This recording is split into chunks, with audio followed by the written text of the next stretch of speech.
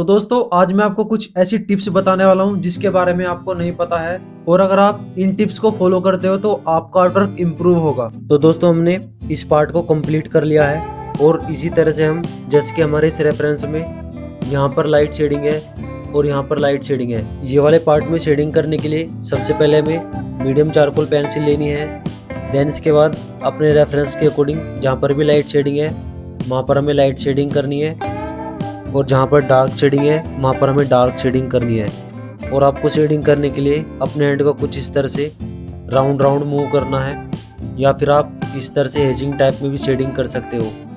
मतलब कि मैं इसमें इतने लाइट प्रेशर्स का यूज़ कर रहा हूँ कि पेंसिल को भी पता नहीं चल रहा है कि मैं उससे शेडिंग कर रहा हूँ। तो आपको इतने लाइट प्रेशर्स के साथ शेडिंग करनी है कुछ इस तरह से। अब दोस्तों मैं इनके ओवरऑल फेस में इसी तरह से शेडिंग कर लूँगा।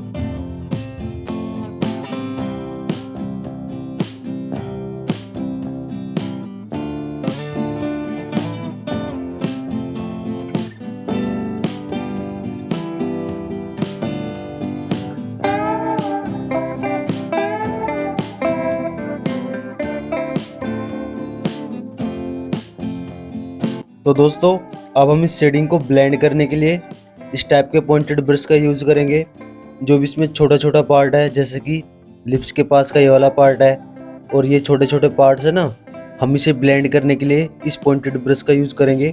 और जो भी ये बड़ा पार्ट है इसे ब्लेंड करने के लिए हम इस टाइप के फ्लैट ब्रश का यूज़ कर सकते हैं। देखिए आपको ब्रश को कुछ इस तरह से पकड़ना है। देन इसके बाद आपको अपने हैंड को कुछ इस तरह से राउंड राउंड मूव करना है, और आपको बहुत ही लाइट प्रेशर्स के साथ लाइट हैंड को मूव करना है, जिससे कि ये शेडिंग अच्छे से ब्लेंड हो सके। और जहाँ पर बड़ा पार्ट है वहाँ पर आपको इस ब्रश के हेल्प से शेडिंग को ब्लेंड करना है, और जहाँ पर छोटा पार्ट है वहाँ पर आपको पॉइंटेड ब्रश के हेल्प से इस शेडिंग को ब्लेंड करना है। शेडिंग को तब तक ब्लेंड करना है जब तक शेडिंग स्मूथ ना हो जाए।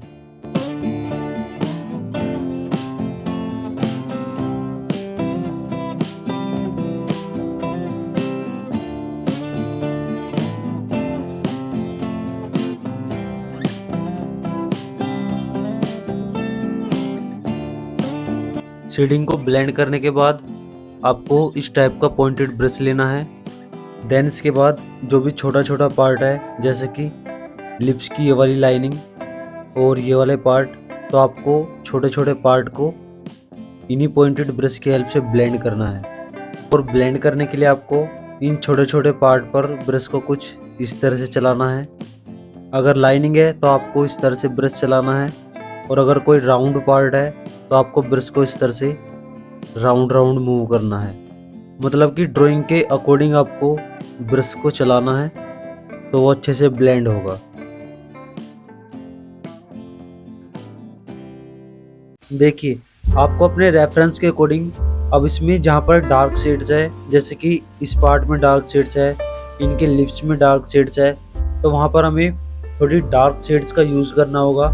डार्क शेड्स करने के लिए मैं यहाँ पर सॉफ्ट चारकोल पेंसिल का यूज़ करूँगा, और सेम इसी तरह से आपको डार्क शेड्स कर लेनी है अपने रेफरेंस के अकॉर्डिंग।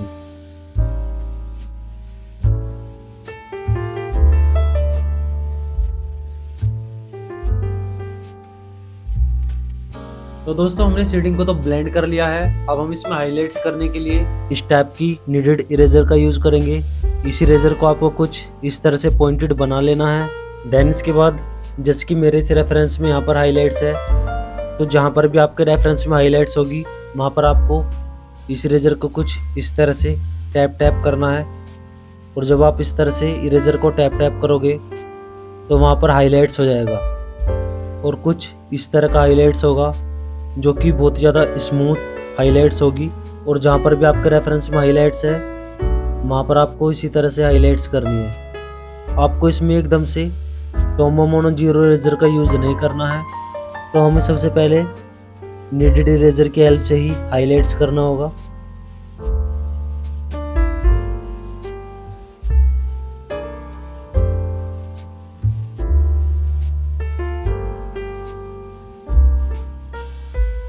तो दोस्तों इतना वर्क कंप्लीट होने के बाद अब जो भी मैंने आपको टिप्स बताई हैं, आपको इन्हीं टिप्स को फॉलो करते जाना है।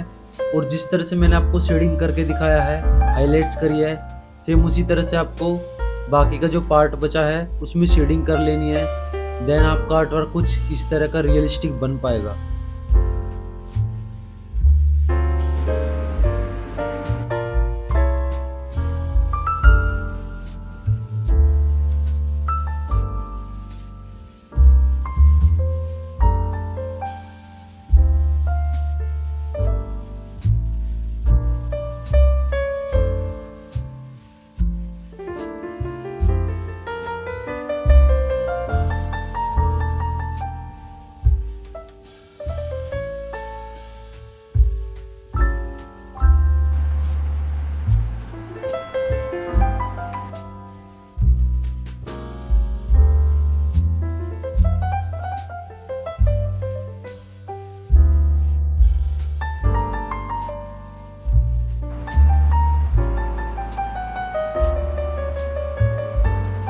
तो दोस्तों इस वीडियो में इतना ही। चैनल पर नहीं तो चैनल सब्सक्राइब कर दीजिए, साथ में लगा नोटिफिकेशन बेल को दबा दीजिए, जिससे कि आने वाले नोटिफिकेशन आपको टाइम टू टाइम मिलते रहे। Thanks for watching this video friend.